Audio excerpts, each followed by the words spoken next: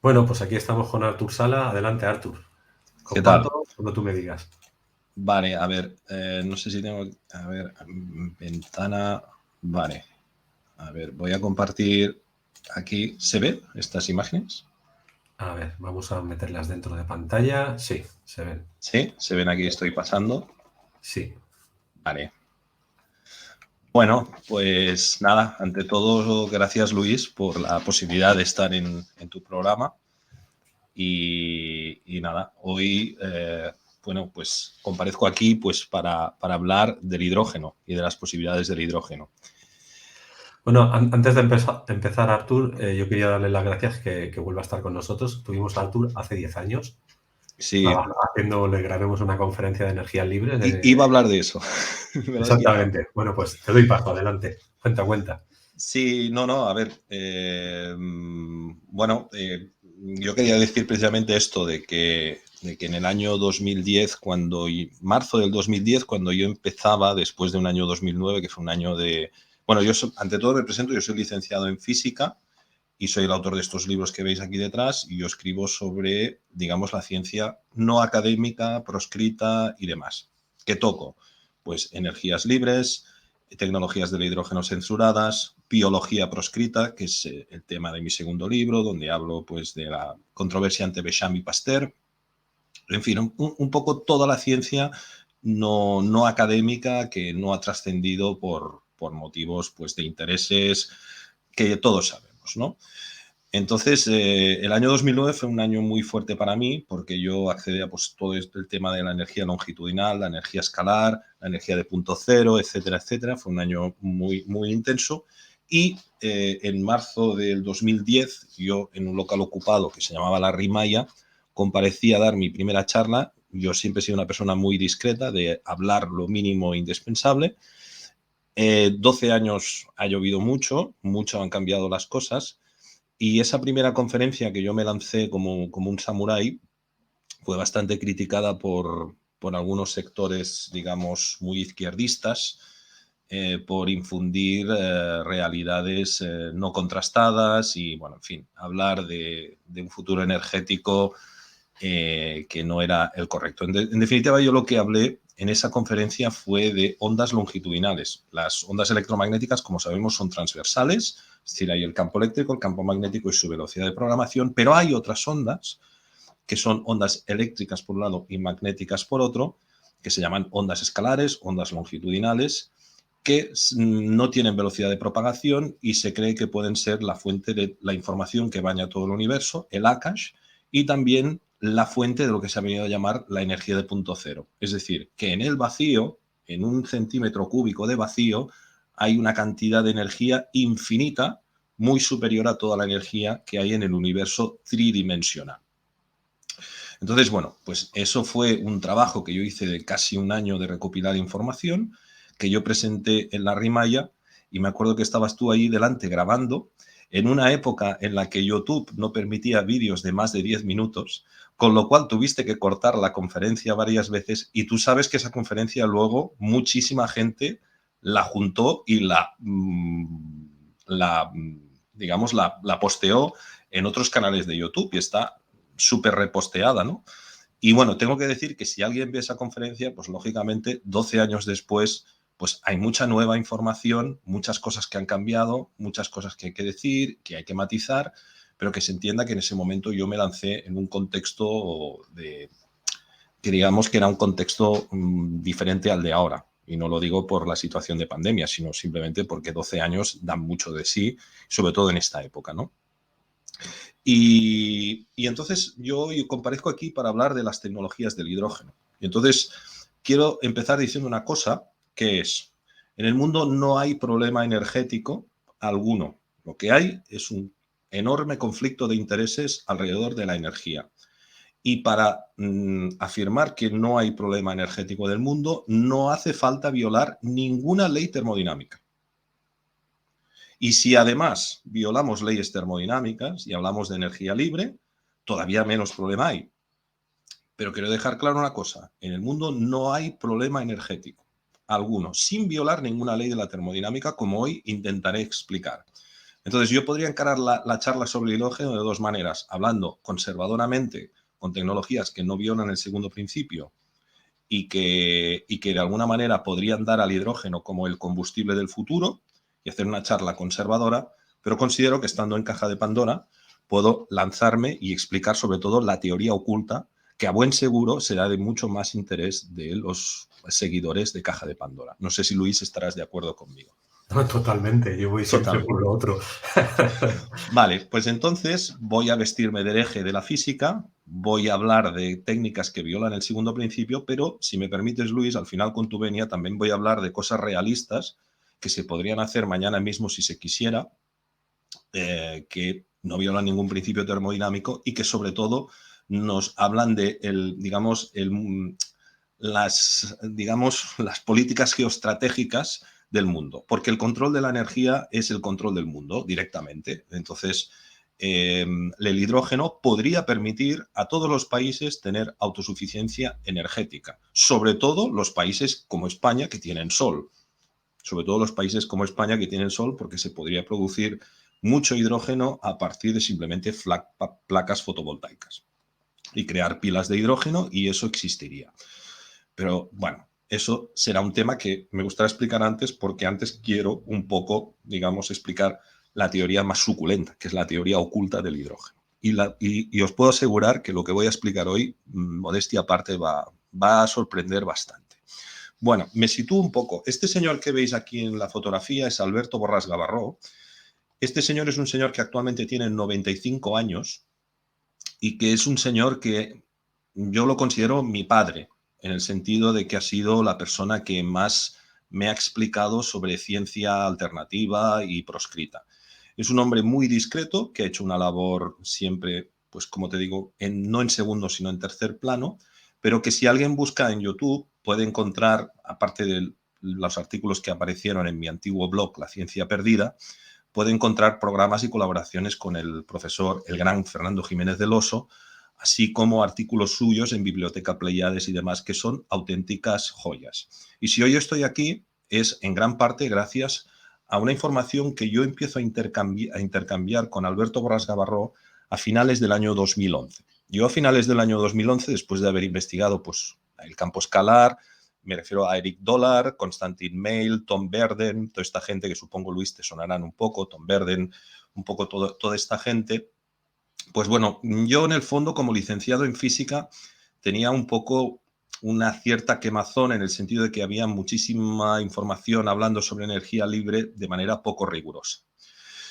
Y a finales del año 2011, al conocer a este hombre, este señor me pone en conocimiento de algo que yo conocía muy tangencialmente, que era toda una serie de revistas ruso-americanas, escritas por rusos y por un científico que ahora hablaré, norteamericano llamado Eugene Mallow, que habían aparecido entre el año 99 y el año 2008, donde catedráticos de física teórica y catedráticos de universidades rusas exponían patentes basadas en sistemas sobreunitarios, es decir, que violan el segundo principio de la termodinámica, basados en el hidrógeno.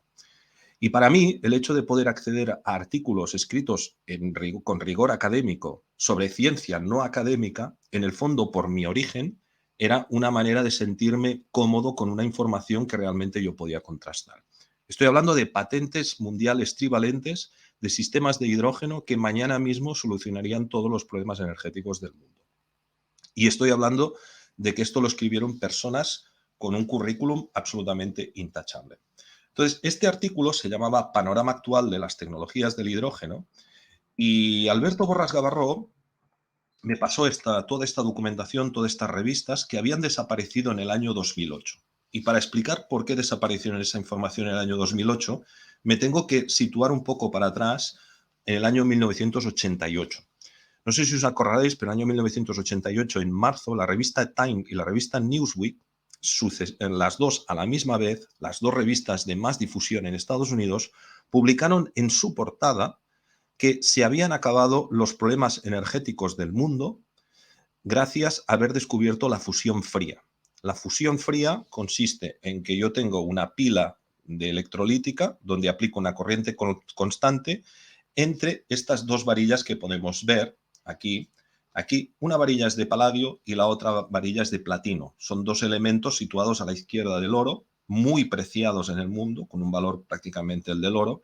Pero estos dos científicos afirmaban que cuando se aplicaba una corriente continua de unos 80 voltios y unos pocos amperios, al cabo de un tiempo se producía una cantidad anómala de calor, o sea, una cantidad de energía muy superior a la que debería de ser, violando el segundo principio de la termodinámica, y cuando analizaron esas barras descubrieron que se había producido una reacción nuclear en cadena. Por lo tanto, se había producido reacciones nucleares de elementos estables de la tabla periódica, pero a temperaturas bajas, algo totalmente prohibido para la física. Entonces alguien preguntará, bueno, pero estás aquí para hablar del hidrógeno. Bueno, sí, pero es que estos dos temas están relacionados y a continuación os explicaré por qué. Estos son Stanley Pons y Robert Fleischmann, los descubridores de esta tecnología, que en realidad hoy, y esto sería otro tema, existía ya desde mucho antes. Desde los años 60 ya se conocía estas reacciones nucleares a fusión fría. Entonces, este hecho provocó que unos pocos científicos empezaran a tomarse el tema de la fusión fría en serio. Pons y Fleischmann eran dos científicos, por decirlo de alguna manera, y con todo el respeto para ellos y para que se entienda, dos científicos un poco de segunda división, ¿vale? No eran unos científicos top. Pero este señor que estáis viendo ahora en portada, que se llamaba Eugene Mallow, era uno de los grandes científicos del MIT, uno de los peces gordos del MIT. El MIT es el Massachusetts Institute of Technology. Y Eugene Mallow se tomó muy en serio en el año 90 el tema de la fusión fría y se puso a investigarlo como un loco, creando primero una asociación que es la ICCF, la Asociación Internacional para la Fusión, con el Panel Intergubernamental para la Fusión Fría y demás. Bueno, este hecho permitió que Eugene Mallow empezara también a colaborar muchísimo con científicos rusos y ahí empezó a entrar una especie como de trasvase de información entre las tecnologías del hidrógeno de los rusos y las tecnologías de fusión fría. De manera que lo que se publica en esta revista de New Energy Technologies era un poco una combinación entre tecnologías de fusión fría y tecnologías del hidrógeno de estos científicos rusos que a continuación voy a tratar de exponer. Bien, Eugene Mallow, para quien no lo sepa, porque esto es una historia que se ha explicado bastante, en el año 2004, en marzo del año 2004, es brutalmente asesinado en su casa a golpes de martillo. Es decir, este hombre, y no hay tiempo para explicar toda su historia, pero había profundizado tanto en sistemas de energía que desafiaban, digamos, el status quo, que fue asesinado. Y ese hecho provocó un cisma, como os podemos imaginar, tanto en la revista New Energy Technologies como, bueno, se amedrentó a muchísimos científicos del mundo a no seguir investigando por esa línea. Y a mí me gustaría deciros que hay un documental en Internet de hace 12 años que se llamaba El motor de agua está anticuado. Y tiene 12 años el documental. Es decir, había una gran cantidad de información que estaba explotando en Internet, explicada con mucho rigor académico, que después del asesinato de este señor fue paulatinamente desapareciendo, como iremos viendo. De manera que cuando yo en el año 2009 empiezo a interesarme por estos temas y en el año 2011 conozco a Alberto Borràs Gavarró y me pasa toda esta información, y hacía unos 4 o 5 años que esta información había ido desapareciendo paulatinamente de Internet. Es decir, Alberto Borràs me permitió, en su brillante artículo en su momento, recuperar una información que luego ha formado parte del primer libro de Magna Ciencia, la primera entrega de Magna Ciencia. Entonces, bueno, como cuando me llamaste me comentaste el tema de, bueno, la gente está pidiendo temas de energía libre, yo creo que primero tenemos que explicar y dejar muy claro qué es la energía libre. Bueno, aquí tenemos un sistema arriba, sistema cerrado y en equilibrio, donde yo aplico una cantidad de energía entrante. Esta cantidad de energía entrante siempre tendrá una cantidad de disipación de energía, es decir, siempre se perderá energía y habrá una parte de energía que se podrá aprovechar. Esa cantidad de energía que se podrá aprovechar nos dará un trabajo. Por ejemplo, un motor de coche, cuando yo quemo gasolina, tengo una eficiencia del 25%. Es decir, que un 25% de la energía de la gasolina se convierte en energía para mover el coche de manera eficiente, mientras que un 75% es energía perdida, ¿vale? Creo que esto se entiende perfectamente. Pero, ¿qué es la energía libre? La energía libre es en el momento en el cual, por el hecho de yo, y si os fijáis abajo en el sistema abierto y el no equilibrio, por el hecho de yo estar introduciendo una energía, soy capaz de captar una fuente de energía, una cuarta fuente de energía, que entra dentro de mi sistema, y esto permite que el sistema pueda retroalimentarse y generar energía libre. Por eso, aquí abajo tengo situado algo que pone COP, que es coeficiente de performance o coeficiente de salida superior a 1. Esto, según la física académica, es imposible, ¿vale? Esto, según la física académica, es imposible. Pero según la física alternativa que yo iré presentando hoy, de la cual el hidrógeno es muy importante, veremos que esto es posible y vamos a ver en qué marcos de validez este hecho se puede producir. Por lo tanto, esto es energía libre, ¿sí? Y, de hecho, podríamos pensar que el Sol es una máquina de energía libre, porque siempre nos está dando energía, ¿vale? Y esto es que parece una tontería, luego se entenderá con la exposición que voy a hacer. Bueno, esto que estáis viendo son estas revistas que yo os digo. New Energy Technology, esta, por ejemplo, es del julio-agosto del año 2001. Aquí podemos ver, pues, un sistema que producía 7 kilovatios de energía, ¿vale? Sistemas de antigravedad de Grevénico, un sistema de propulsión por vórtices de un doctor llamado Polyakov en Moscú. Fijaros la fecha, el año 2001. Esto en esa época yo ni me lo imaginaba. Aquí podemos ver la parte anterior de otra revista, de esta misma revista, donde podemos ver una explicación de Grevénico. Y aquí, por ejemplo, otra portada de otra revista, ¿no? Esta es del año 2002 y aquí podemos ver experimentos de control del tiempo. Aquí pues nos iríamos a la teoría de Nikolai Kozyrev, que daría también para un programa que es la teoría del tiempo, ¿vale? Y esta revista estaba publicada por Eugene Mallow en Estados Unidos y luego por unos científicos rusos que crearon la Faraday Laboratories, los laboratorios Faraday. Y a continuación vamos a ver por qué estos laboratorios de energía de hidrógeno se llamaban Faraday. Bueno, vamos a hablar de lo que nos dice la ciencia con respecto a la producción de hidrógeno, ¿vale? Bueno, este señor que vemos aquí es Michael Faraday. Michael Faraday es uno de los grandes padres del electromagnetismo. Hay 3 grandes leyes, la ley de Faraday, la ley de Ampère y la ley de Ohm. Esas son las 3 leyes básicas del electromagnetismo. Faraday descubrió la ley de inducción. La ley de inducción es la ley que nos dice que un campo magnético variable induce un campo eléctrico y ese es el mecanismo de funcionamiento de una turbina de una central eléctrica. Una turbina de una central eléctrica produce electricidad a partir del descubrimiento que hizo Faraday. Entonces, si nos fijamos, Faraday fue el primero. Esto es un libro de finales del siglo XIX de física y aquí podemos ver el experimento que hizo Faraday a mediados del siglo XIX. Este experimento consistía en poner una pila voltaica, una pila de Volta. Volta 10 años antes ya había descubierto la corriente continua y Tesla la descubriría la alterna a finales del siglo XIX, pero a principios del siglo XIX, Volta, a través de su pila electroquímica, descubrió la corriente continua. Pues, ¿qué hizo Faraday? Pues aplicó una corriente eléctrica al agua y se encontró, si os fijáis, que por el ánodo salía un gas y por el cátodo salía otro gas. El gas que salía por el ánodo era el hidrógeno y el gas que salía por el cátodo era el oxígeno, ¿vale? Es decir, Faraday fue el que descubrió que el agua está formada por 2 partes de hidrógeno y una parte de oxígeno gracias a su electrólisis, la electrólisis de Faraday.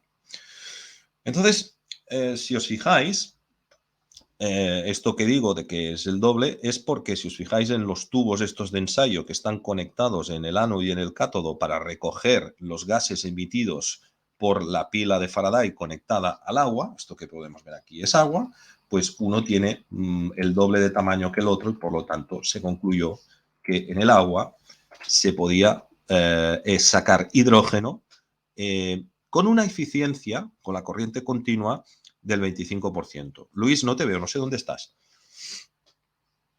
Ah. No te he oído, no te he oído. Bueno, que había salido un momento al servicio y he vuelto. Ah, vale, vale, vale. No, bueno, yo es que estoy aquí enrollándome, por eso que Tú ves tirando, sí. voy tirando, porque luego si quieres ya voy un cuarto de hora de exposición, luego podemos hacer preguntas. Entonces Faraday descubre esto, descubre que aplicando una corriente continua, por el ánodo sale hidrógeno y la eficiencia de este sistema es de un 25%. Esto quiere decir que por cada 4 kilovatios de energía eléctrica que yo gasto en corriente continua, saco 1 kilovatio de hidrógeno. Ese hidrógeno me da 1 kilovatio. Por lo tanto, aquí no tenemos nada energéticamente fuera de lo común. Es decir, bueno, pues estamos gastando energía eléctrica para producir una cantidad de energía en hidrógeno que realmente no nos compensa. Es mucho mejor utilizar directamente esa energía eléctrica en continua para producir energía que hacer hidrógeno. Por lo tanto, durante muchos años, la celda de Faraday, que es como se llama este experimento, fue considerado, pues, digamos, una curiosidad científica que nos permite ver que podemos separar eléctricamente el hidrógeno del oxígeno del agua y con eso saber su composición. Pero ¿qué pasa cuando en lugar de aplicar una corriente continua, yo aplico una corriente alterna? Pues en función de la frecuencia con la cual yo excito el ánodo y el cátodo de una pila, pues voy a obtener diferentes performance, diferentes coeficientes de performance. Es decir, con la corriente alterna aplicada de 50 Hz, aplicada directamente a un agua, la eficiencia es muy mala, es del 8%. Por lo tanto, incluso con corriente continua estamos mejor. Digo 8% de memoria, igual es un poco más, un poco menos, pero bueno, poco importa. Entonces, claro, la pregunta es, bueno, ¿y qué pasa si yo excito con corriente alterna, pero empiezo a probar con todas las frecuencias que hay? ¿Habrá alguna frecuencia que sea capaz de excitar la molécula de agua e incluso superar el 100% para, de alguna manera, entrar en un sistema de energía libre? Es decir, interaccionando con estas ondas escalares o con esa energía de punto cero. Pues a continuación yo voy a demostrar que sí, y voy a demostrarlo con patentes.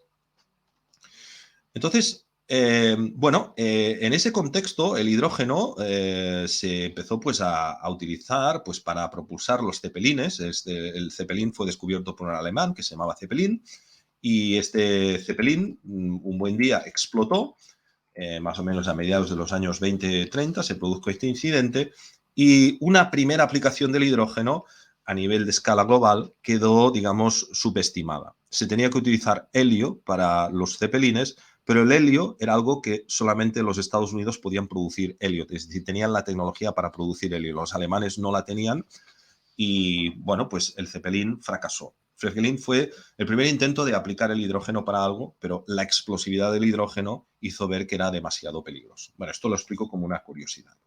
Y ahora entremos en materia. Este señor que veis aquí es un hombre que fue galardonado con el Premio Nobel de Química y se llamaba Irving Langmuir.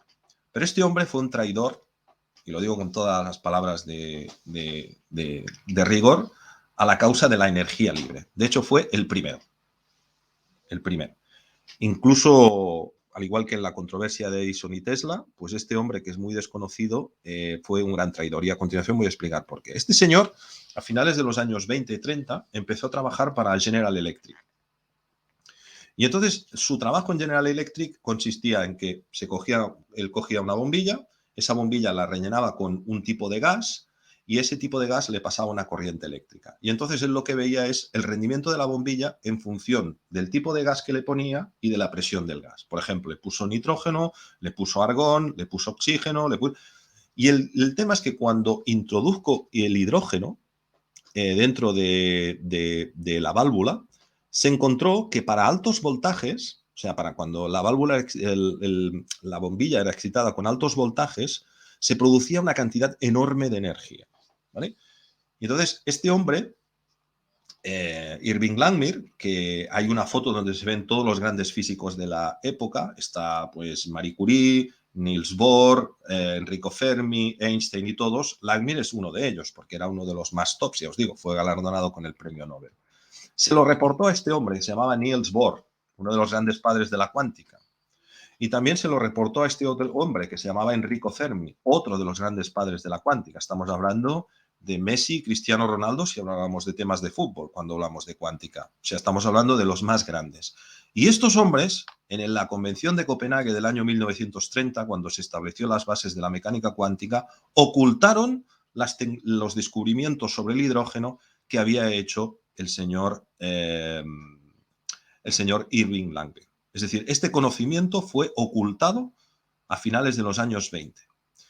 ¿Y qué se le hizo con Irving Langmuir? A Irving Langmuir se le dio un premio Nobel de Química por algo que no tenía absolutamente nada que ver y fue una manera de, digamos, de decirle, bueno, pues te vamos a dar un premio Nobel para que así estés callado, pero no hables nunca del hidrógeno. Y estos señores ocultaron esas posibilidades del hidrógeno. Las posibilidades del hidrógeno cuando es excitado con alto voltaje, alta frecuencia, en una bombilla. Cuando sustituyes una bombilla por el gas del interior, lo sustituyes por el hidrógeno.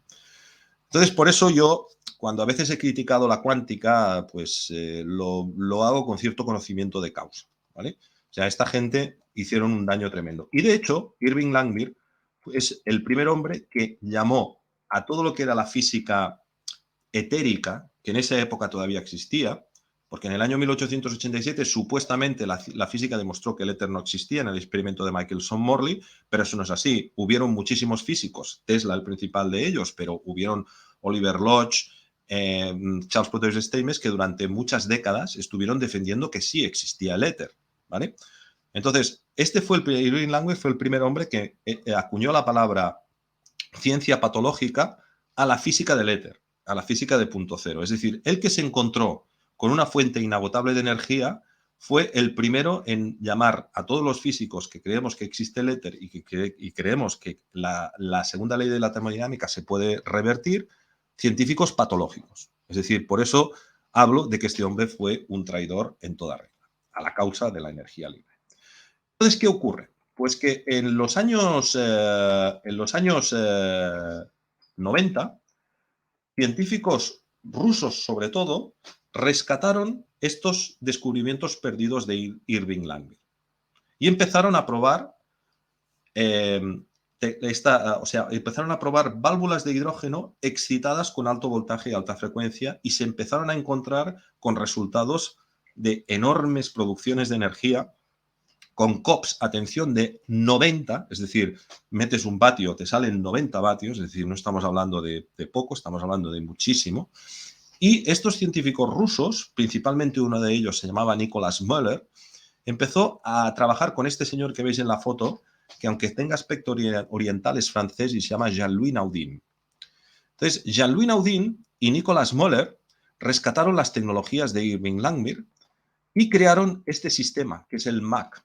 Es el sistema MAC y que aquí podemos ver que en los laboratorios de Jean-Louis Naudin en Francia se experimentó ampliamente en mayo del año 2005. ¿Vale?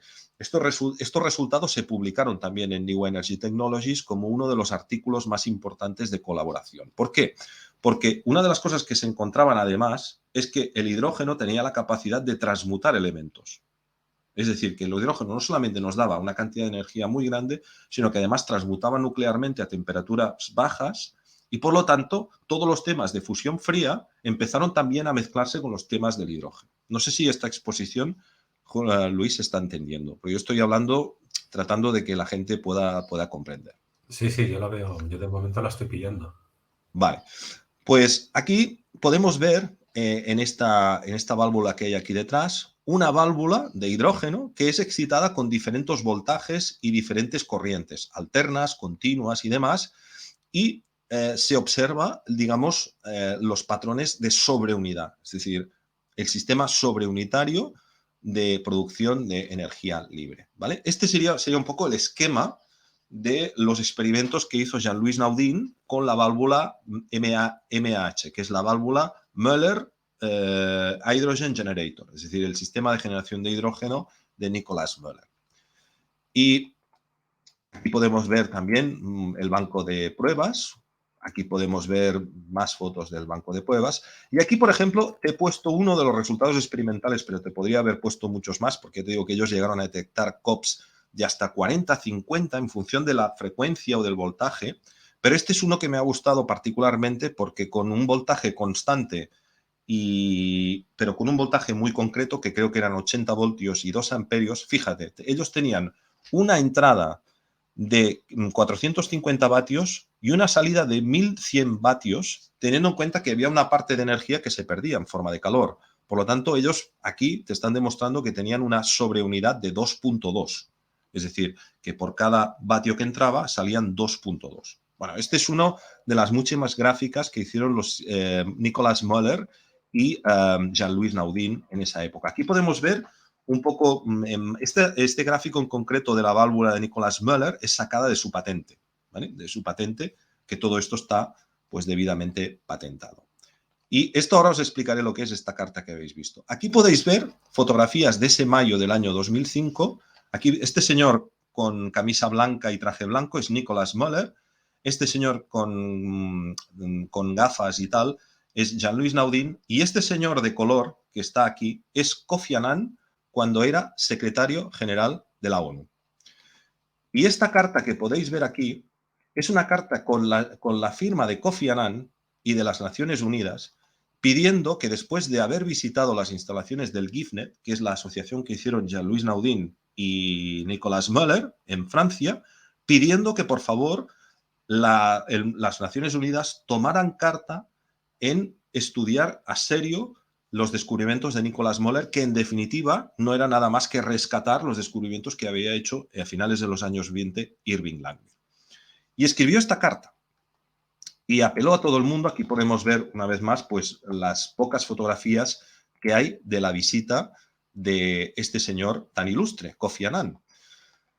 Aquí podemos ver también pues, un poco más del banco de test de pruebas del sistema de Nicolas Müller y Jean-Louis Naudin. Ahora hablaremos de este otro hombre, que es Alexander Frolov.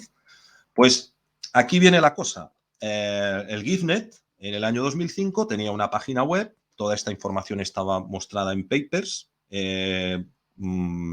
Presumían de haber sido visitados por Kofi Annan. Y el año 2006, misteriosamente, y he explicado que el año 2004 es el año que había fallecido Eugene Mallow, desaparece toda la información del GIFNet. O sea, el GIFNet desaparece completamente.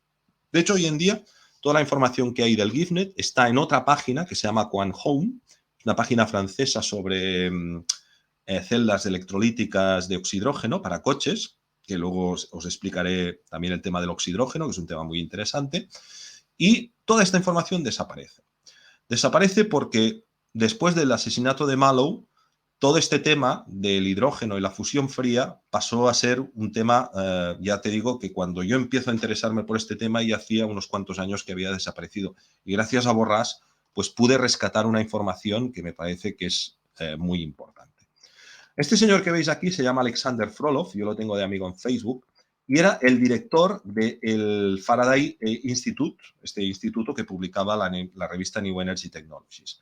Frolov creó también su propio sistema de hidrógeno y ligeramente diferente del de del de Müller, pero más eficiente. Esta válvula consiguió algo que Müller nunca llegó a decir si llegó a conseguir, que es que esta energía sobrante pudiera retroalimentar el sistema, con lo cual entonces sí ya tienes energía libre. No sé si me explico, Luis. Si tú das 1 y das 3, con que reaproveches ese 1, tendrás 2 de energía libre. ¿Vale? Pues Alexander Frolov, yo estoy explicando esto para que todo el mundo lo pueda entender, supuestamente lo consiguió y lo patentó en varias patentes de más. Esta foto es antigua porque Frolov actualmente ya está bastante más viejo. Pero el que verdaderamente a mí me voló completamente la cabeza fue este señor que podemos ver aquí, que se llama Philip Kanarev. Este señor, poca broma, fue catedrático de mecánica teórica de la Universidad de Kuban, una de las universidades más prestigiosas de toda Rusia. Y este había publicado un montón de libros de física etérica y críticos con el modelo académico, la relatividad y en fin. Este hombre fue todavía vive, pero fue una auténtica máquina, porque cuando yo profundicé en este hombre, en las revistas estas que te digo, y en otra página web que recopilaba los trabajos de Kanarev sobre el hidrógeno, me encontré que este hombre había hecho 8 patentes de producción de hidrógeno, digamos, energía libre de hidrógeno. un quemador de hidrógeno y ultra eficiente. Y a continuación voy a mostrar estas patentes. Aquí, por ejemplo, esto es una patente del año 2004, aparato para la producción de energía calórica, hidrógeno y oxígeno, ¿vale? De Philip Canarev. Aquí podemos ver un pequeño detalle del abstract, porque lógicamente no puedo mostrar una patente que es muy técnica, solamente muestro su abstract. Aquí podemos ver otra, instalación para la generación de una mezcla de gas para transmutar, atención, núcleos atómicos de elementos químicos. Es decir, aquí Canarev patentó, y atención, pues estamos hablando de patentes mundiales trivalentes escritas por un catedrático de mecánica teórica, catedrático de física, que hablan que con el hidrógeno podemos transmutar elementos de la tabla periódica a la carta. Poca broma, Luis, poca broma.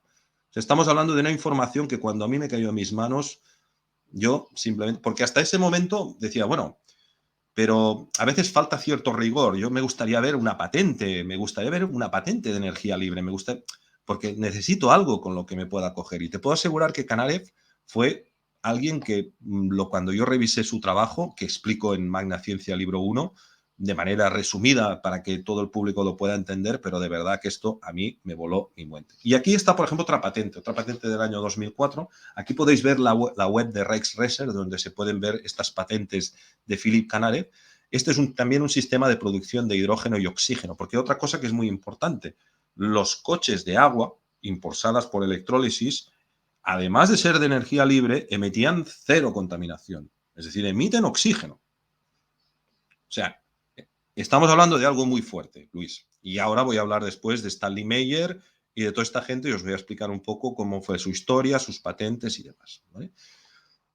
Este es el sistema de electrólisis de plasma que daba 3 kilovatios en la demostración que hizo Philip Canarev en el año 2002.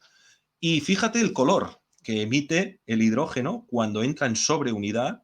Este color púrpura es un color que a mí me llamó poderosamente la atención porque es un color púrpura que tiene un, bueno, aquí si entrábamos en temas de teoría de los colores de Goethe, podríamos ver que esto es un color etérico, un color que tiene para los amantes de los ovnis, que yo no soy uno de ellos, pero digamos que de joven me leía los libros de Juanjo Benítez. Una de las cosas que más me sorprendía es que cuando hablaban de que se aparecían ovnis, hablaban de que la luz y la energía que se desprendían era silenciosa, muy potente, con una luz que no habían visto en ningún otro sitio.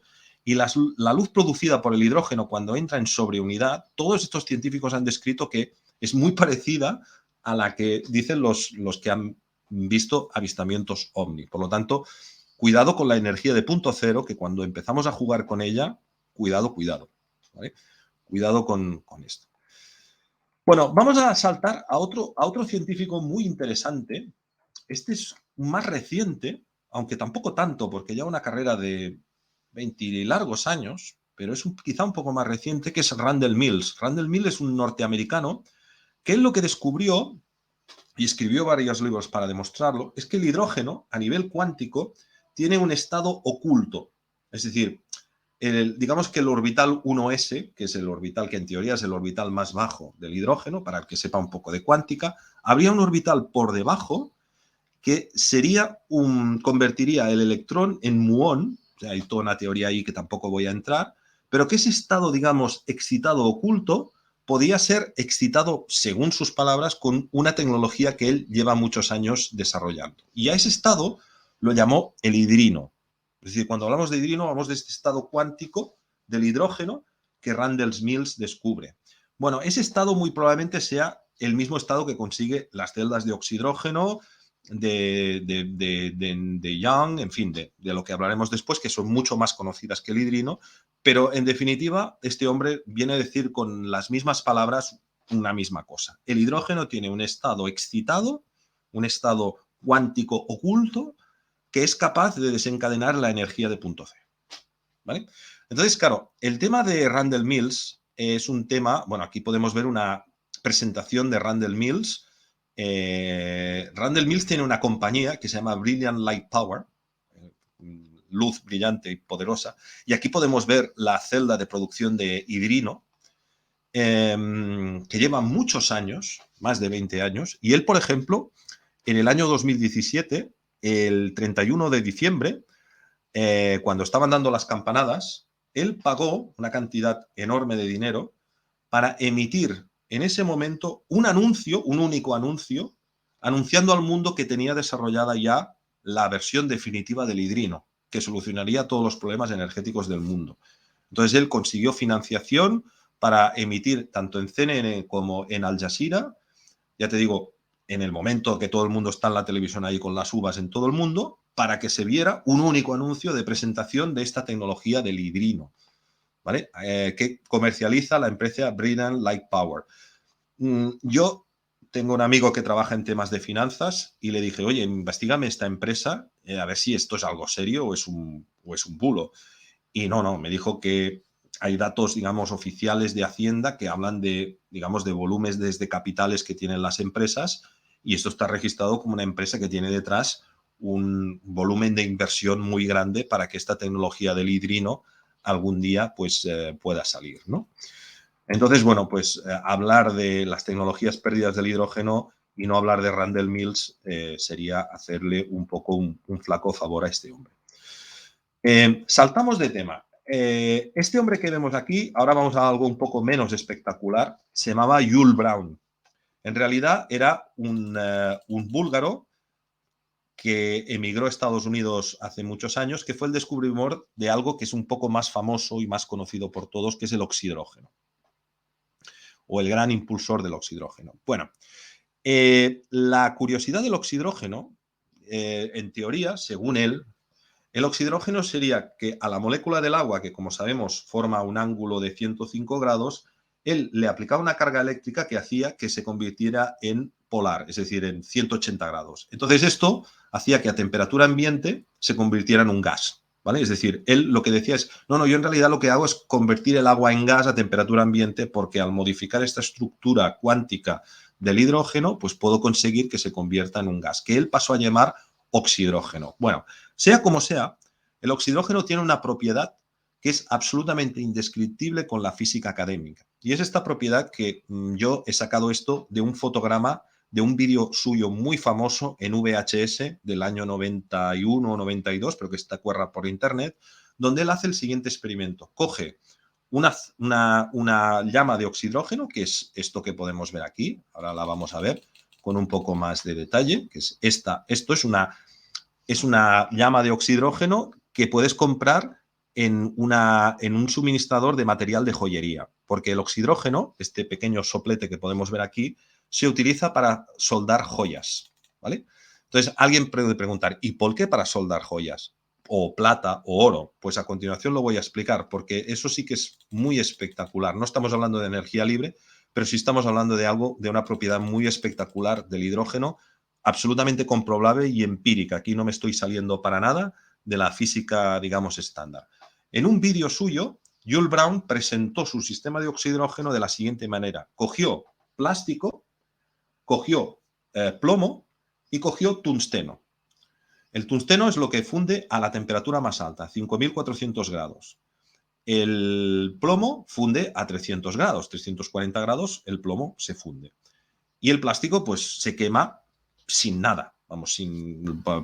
Entonces, cualquier soldador que esté escuchando esto sabrá que cuando él quiere soldar hierro, tiene que utilizar una combinación de gases. Tiene que utilizar propano o butano con una proporción que le permite dar la temperatura de la llama de 1100 grados y ese 1100 grados le va a permitir soldar hierro, pero a lo mejor soldar cobre, pero a lo mejor no soldar níquel, que tiene una temperatura más alta. Eso cualquier soldador lo sabe. Cualquier soldador profesional sabe que tiene que utilizar una combinación de gases concreta para soldar un tipo de metal concreto, porque tiene una temperatura de fusión diferente. La grandeza que tiene el oxidrógeno es que el oxidrógeno te lo solda todo y le da igual la temperatura de fusión. Es decir, este hombre se hizo famoso porque hizo un vídeo donde decía, mira, voy a soldar plástico. Y el plástico, Luis, quedaba perfectamente soldado. Luego cogía una barra de plomo, la cortaba como si fuera un queso gruyère y después cortaba como si fuera un queso gruyère con la misma llama una barra de tungsteno, que es lo que funde a temperatura más alta. Entonces, claro, Brown dice, Cuidado que aquí, en el oxidrógeno está pasando algo.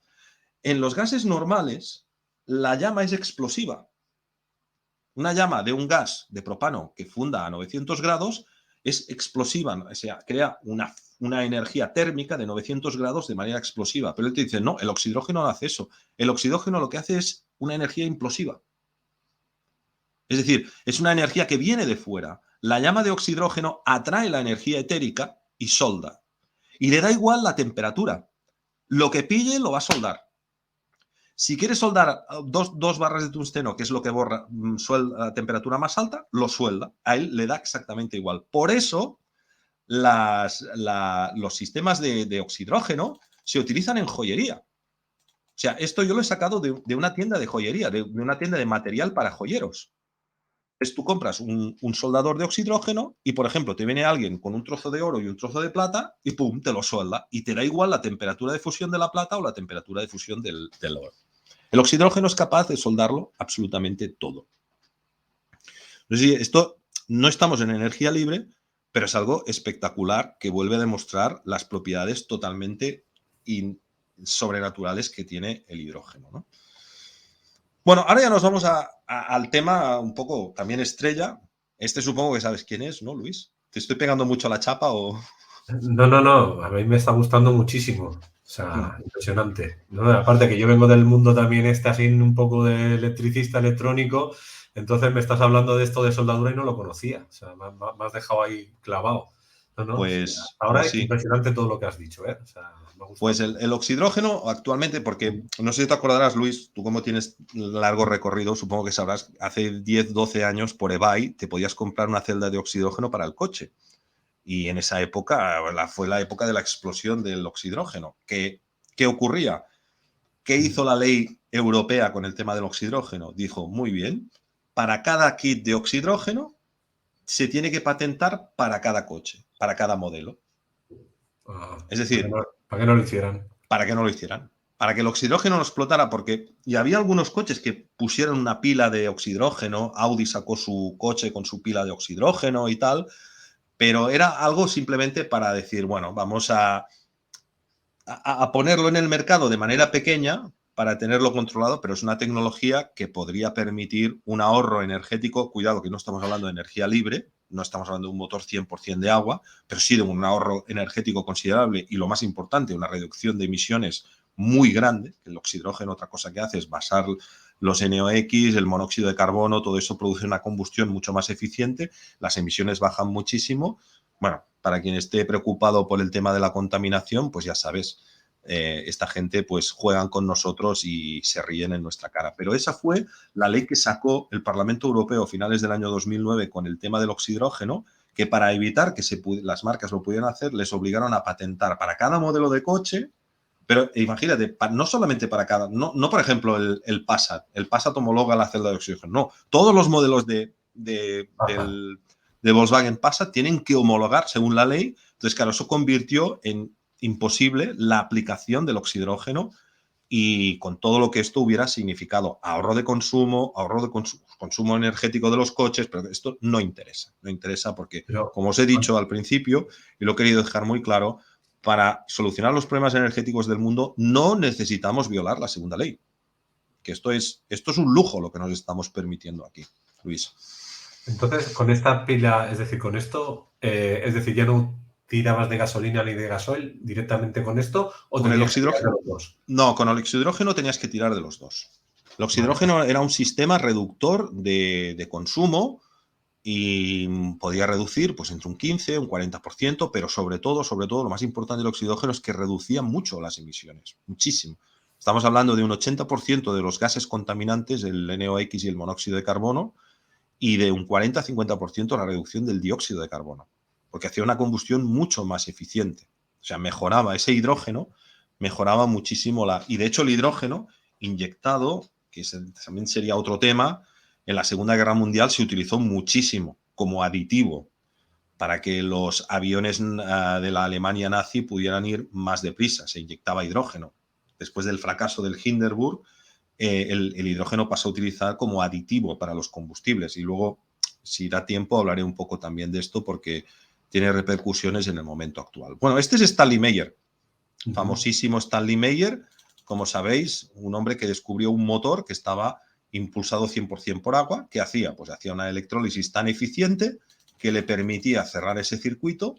Ahora podemos entender un poco por qué yo explicaba esto de los coeficientes de performance. Bueno, pues un sistema que se retroalimentaba con la energía eléctrica producida por la célula electrolítica y podía permitir funcionar el coche con agua.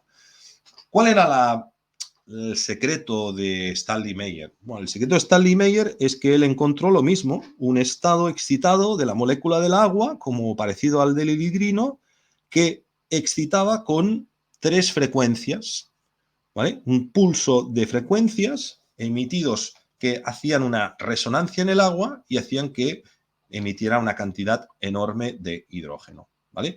Aquí podemos ver en el centro, lo voy a poner así un poco más grande, un detalle un poco más grande de la celda de he dicho oxidrógeno, pero no quería decir, de la celda de energía libre de Stanley Meyer, ¿vale? Aquí, cuando se conectaban estos tubos que hacían un efecto condensador y capacitivo a la vez, ¿vale? Entraba en una especie de resonancia. Cuando tú tienes un condensador puedes hacer un efecto autorresonante. Se emitían 3 frecuencias que se mandaban en un tren de pulsos y con muy poca energía se emitía una cantidad de hidrógeno descomunal. Yo he visto una celda de Stanley Meyer y lo podéis ver si vais a YouTube. Stanley Meyer, hay varios, el documental el motor de agua está anticuado. En fin, hay varios documentales que explican esta historia y se ve cómo él conecta una simple fuente de electricidad y esto se pone a generar hidrógeno, pero a saco, vamos. Esto generaba una cantidad de hidrógeno descomunal. Luego, bueno, pues este sistema lo incorporó a un buggy, que es uno de estos coches americanos de carreras antiguas, y salió y recorrió todo Estados Unidos con 40 litros de agua, si no recuerdo mal, que es lo que le costó el viajar por todos Estados Unidos con su tal. Entonces, bueno, aquí podemos ver un poco de detalle del sistema de Stanley Meyer, que era un sistema que curiosamente, una vez él encontró las frecuencias apropiadas y estos trenes de pulsos, su mayor desafío técnico, fíjate Luis, fue eliminar los vapores de agua. Entonces necesitaba una válvula de presión muy bien regulada para eliminar la presión del agua, porque la presión del agua podía hacer estallar el motor. Pero una vez encontró la frecuencia apropiada, pues fue muy fácil. Bueno, como sabéis, Stanley Meyer se encontraba un día, bueno, esto es un poco como ya te digo, que el sensor de presión de los gases era una de las partes más críticas del sistema. Curiosamente, no era la producción de hidrógeno, sino que una vez sabía el secreto de esas frecuencias, pues tuvo que trabajar durante varios años para tratar de hacer que la presión del agua no hiciera mal a la celda electrolítica, ¿no? Como sabéis, si no lo sabéis, pues es algo que ha sonado bastante. Stanley Meyer en el año 95 estaba comiendo en un restaurante con unos inversores que querían comprar el sistema y en un momento dado pues salió del restaurante diciendo me han envenenado y murió allí envenenado. Y además su hermano también sufrió muchas amenazas porque él también quiso sacar el sistema por otro lado. Y en fin, el caso de Stanley Meyer pues fue un caso muy famoso. Sobra decir que si miráis en webs escépticas y demás, pues lo ponen de estafador para arriba, en fin, todas estas cosas que ya supongo que ya os las podéis imaginar los que ya llevamos unos cuantos años en este tema. Bueno, yo sigo porque hay bastante más que contar. Tú sigue. Pero cuando quieras me preguntas, Luis. Yo simplemente de este tema yo me lanzo y tal. Bueno, este señor que veis aquí se llama, el señor que está dando la mano Juan Pablo II, se llama Andrija Puharich. Aquí podéis ver una foto en blanco y negro también de Andrija Puharich. Sobre Puharich, si vosotros vais a internet, vais a encontrar que es uno de los más famosos psíquicos de la historia, junto con Uri Geller.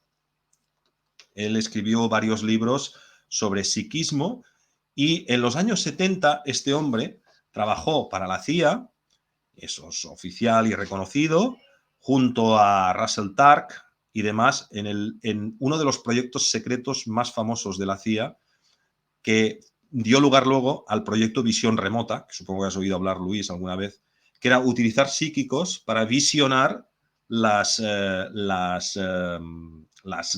instalaciones del ejército soviético, ¿no? Entonces, se explica que esos psíquicos llegaron a utilizarlos, fíjate tú, Luis, para abrir y cerrar submarinos nucleares. O sea, pusieron submarinos nucleares en la costa de Finlandia durante años ahí, de manera que en un momento dado con psíquicos pudieran abrir esos submarinos, llevarlos a superficie y lanzar los misiles en caso de necesidad. Y Andrija Puharich explica en uno de sus libros, yo no lo he leído, pero me lo han explicado, no es un dato que haya leído, porque él tiene varios libros, explica que la CIA rechazó ese experimento porque les dio un 98% de acierto. Es decir, el 98% de las veces esos psíquicos eran capaces de abrir los submarinos nucleares, llevarlos a superficie y lanzar. Bueno, aquí nos meteríamos con Russell Targ, también con Ingo Swann, en fin, con todos los temas del tema de visión remoto. Pero Andrija Puharich quizás menos conocido porque también inventó una celda de motor de agua, una celda parecida a la de Stanley Meyer. Mucho más sencilla porque utilizaba 3 fuentes de corriente alterna, pero no de alta frecuencia como utilizaba Stanley Meyer, que eran frecuencias de megahercios, sino frecuencias de kilohercios. Y creó esta celda energética que podéis ver aquí a la derecha, la estoy haciendo grande, todo lo grande que puedo, donde bueno, pues, creó este sistema de energía libre basado en el agua. Y esta foto que veis aquí abajo es del actor Jeff Bridges. ¿Vale? Bueno, hoy quiero hacer un paréntesis para hablar de que hay una película del año 2004, si no recuerdo mal, pero de esa época, que se llamaba Los hombres que miraban fijamente a las cabras. No sé si te acordarás.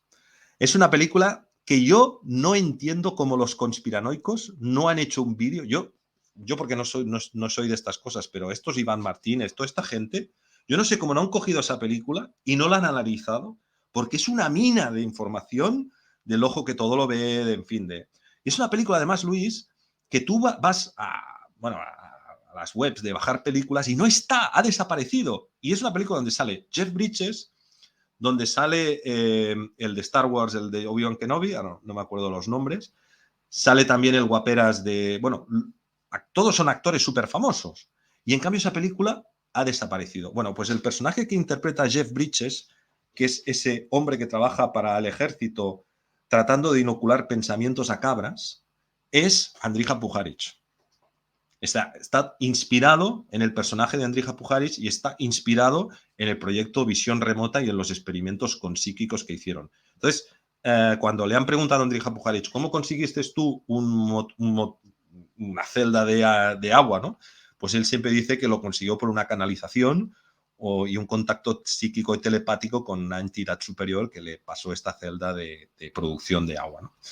Entonces, bueno, el caso de Andrija Puharich es uno de esos casos como Schauberger, ¿no? Esos casos verdaderamente paradigmáticos y de científicos locos, ¿no? Entre comillas, ¿no? Yo digo Schauberger loco con todo el respeto porque para mí es como un dios, ¿no? Pero que hicieron cosas verdaderamente increíbles, ¿no? La vida de Puharich, al igual que la vida de Ingo Swann y de Russell Targ y de Harold Puthoff, que todavía vive, es simplemente impresionante. Precisamente Harold Puthoff trabajó muchísimo también con los rusos y publicó varios artículos en New Energy Technologies. O sea, es una auténtica mina de información, de cosas súper interesantes sobre el hidrógeno. Bueno, luego nos vamos a un tema que a mí me gustaría desmentir. Este señor que veis aquí se llamaba Arturo Estevez Varela y se hizo muy famoso cuando salió en el noticiario del Nodo con un motor de agua.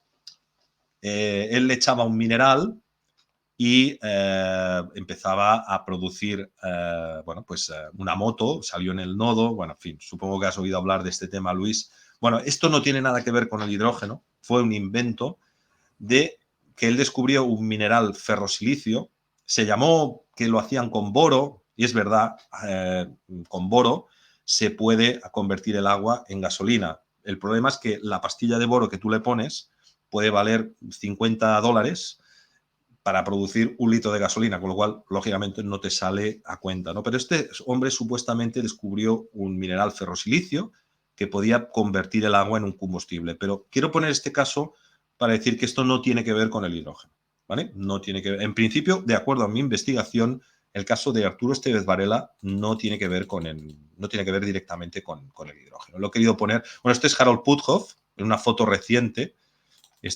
Bueno, pues es uno de los grandes. Empezó como parapsicólogo, trabajando para la CIA, y actualmente pues dirige una empresa que se dedica a investigar todo el tema de energías raras, y nadie sabe exactamente, al igual que Jean-Louis Naudin, cuál es su fuente de financiación. Pero bueno, nos lo podemos imaginar. Es alguien que en semisecreto pues ha investigado también todos estos temas de energías libres y demás, ¿no? Y bueno, pues parece interesante poner a Puthoff como...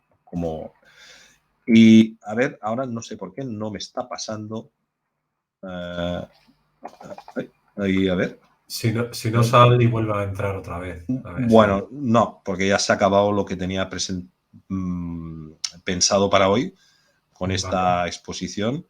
Así que nada, bueno, esto es un poco un panorama resumido del hidrógeno, pero claro, como te he comentado, Luis, pues es que hay muchas maneras de producir hidrógeno que tampoco violamos ningún principio. Si nosotros pusiéramos placas fotovoltaicas y esas placas fotovoltaicas, sabemos que lo difícil, lo caro en una instalación fotovoltaica siempre son las baterías, pero las placas están baratas, entonces, y además hay placas de segunda mano muy baratas, ¿no? Entonces, un simple sistema que por la celda de Faraday en corriente continua pones placas y empiezas a generar hidrógeno y generas pila de hidrógeno y tienes una reserva energética súper eficiente. No violamos ningún principio termodinámico y me parece que eso podría ser un ejercicio de energía para el futuro, ¿no? Y eso quería hacer este apunte al final, entrando dentro de lo académico, aunque bueno, me he salido de lo académico porque estoy en caja de Pandora.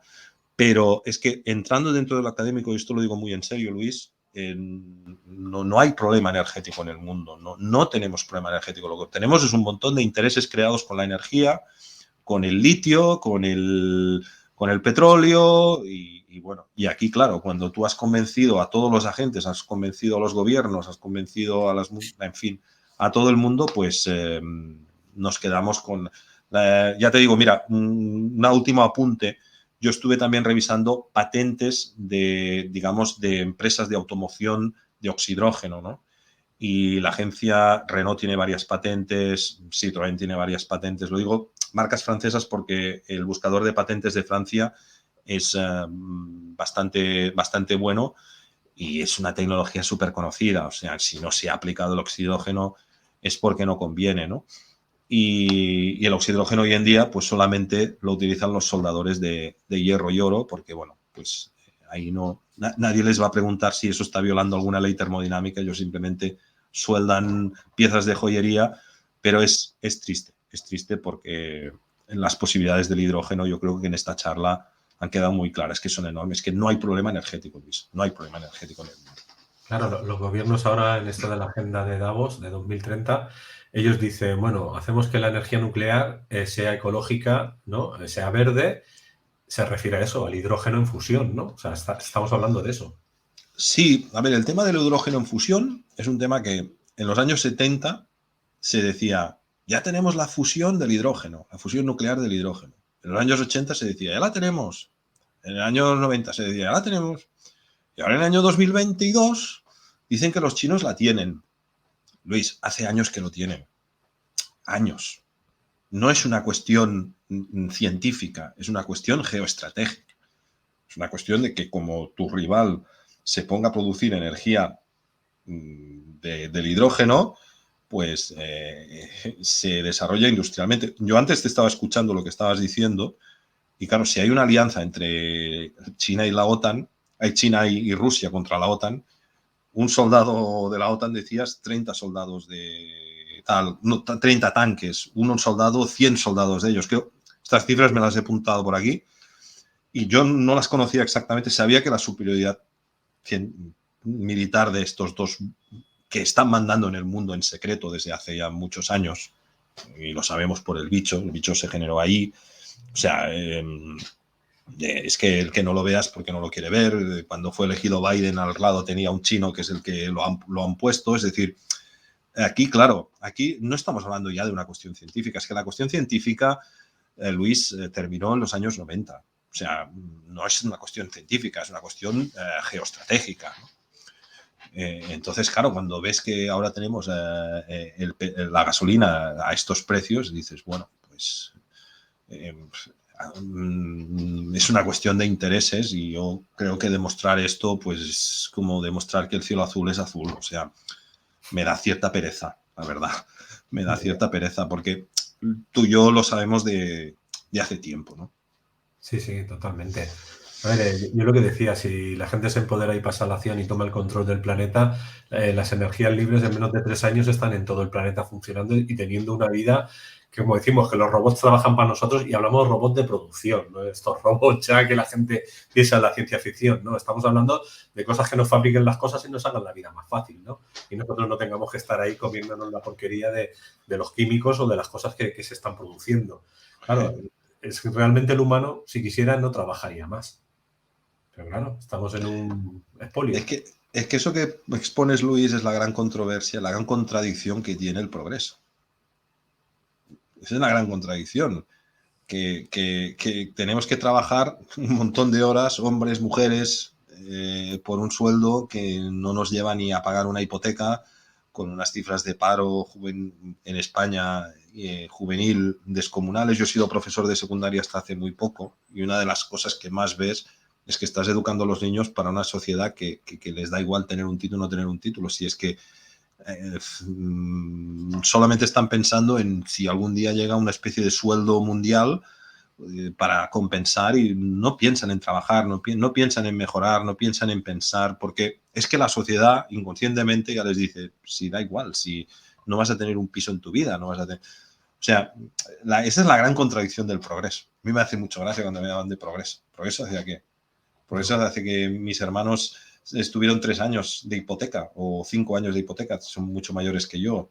Mi generación pasó, que un poco la tuya, pasamos a pagar 20, 30 años y hoy en día es que ni con 40 es que no dan hipoteca a nadie. ¿Qué progreso es ese? ¿Qué clase de sociedad puedes tener cuando el acceso a la vivienda, que es un derecho fundamental dentro de la Declaración de los Derechos Humanos hace 40 años, digamos que estaba una persona pues con un sueldo normal podía pagar una hipoteca 3, 4, 5, 10 años, que ya me parece una aberración, pero bueno, hasta cierto punto lo entiendes. En una época en que no sabíamos que los bancos en definitiva se inventan el dinero, en una época que no sabíamos lo que sabemos hoy gracias a Internet, ¿no? La gran contradicción es el progreso, es que el progreso es algo que a mí me provoca una risa cada vez que oigo a alguien llenarse la boca con el progreso y ya te digo, no es un problema científico, no es un problema tecnológico, no es un problema de conocimiento, no hay escasez energética. Ya sé que hay gente que esto me pondrán a parir, pero es que es así, es así. Y fíjate, Luis, hoy en día el hidrógeno que se está produciendo en el mundo, y es que mira si es bestia lo que voy a decir ahora, se está produciendo hidrógeno en África en grandes cantidades. ¿Sabes para qué? No lo Para el sé. fracking. Es decir, el hidrógeno que se produce hoy en día se inyectan los pocos pozos de petróleo que quedan en superficie. El petróleo superficial se está acabando, el del interior de la Tierra no se va a acabar nunca, pero ese es otro tema, es el tema del petróleo abiótico, pero el superficial sí se está acabando. Y entonces lo que se está haciendo es generar hidrógeno, no para aprovecharlo como combustible energético, o sea, tú estás inyectando algo que energéticamente es cientos, miles de veces más eficiente, pero lo estás utilizando para licuar el poco petróleo superficial que queda y convertirlo en gasolina. Imagínate lo estúpidos que somos los humanos, Luis. Es que es alucinante, de verdad, de verdad. Y se está produciendo en África. O sea, me han dicho que cerca del lago Victoria pues hay una central eléctrica que lo que hace es producir energía eléctrica para producir hidrógeno. Y ese hidrógeno lo compran las petroleras para hacer fracking. O sea, es demencial, es demencial, es demencial. O sea, compras algo que vale 100 veces más para... De verdad. Y luego que eso puede explotar en un momento determinado por un mal uso. Sí, lo que pasa es que hoy en día todo lo que es el tema de las pilas de hidrógeno o sea, sí es cierto que el hidrógeno, como cuando está en forma de H2, en forma de hidrógeno molecular, no en estos estados cuánticos excitados que pasa a ser implosivo y tal, es verdad que es muy explosivo, pero hoy en día hay muchos sistemas de seguridad. Estoy de acuerdo que no es como abrir una bombona de butano, el hidrógeno. Cuidado, no, es muy peligroso, pero Luis, tenemos tecnología de sobras para crear válvulas de seguridad de todo tipo. De hecho, las patentes de Canarev, una de ellas simplemente es una válvula de seguridad de producción de hidrógeno, ¿no? O sea, y eso también lo que le pasó a Stanley Meyer, ¿no? Que tuvo que vigilar con la presión de los vapores de agua, la presión de los vapores de hidrógeno para que eso no pudiera explotar. Es decir, fue más una cuestión, pero hoy en día ya se sabe, hoy en día se pueden hacer inyectores. Hay coches que hoy en día tienen inyectores que están inyectando gasolina a 2000 bares de presión. O sea, el tema de la inyección, el tema del control de esto está muy superado, pero sí es cierto que es un gas explosivo y peligroso, como le pasó al Hindenburg. Bueno, pues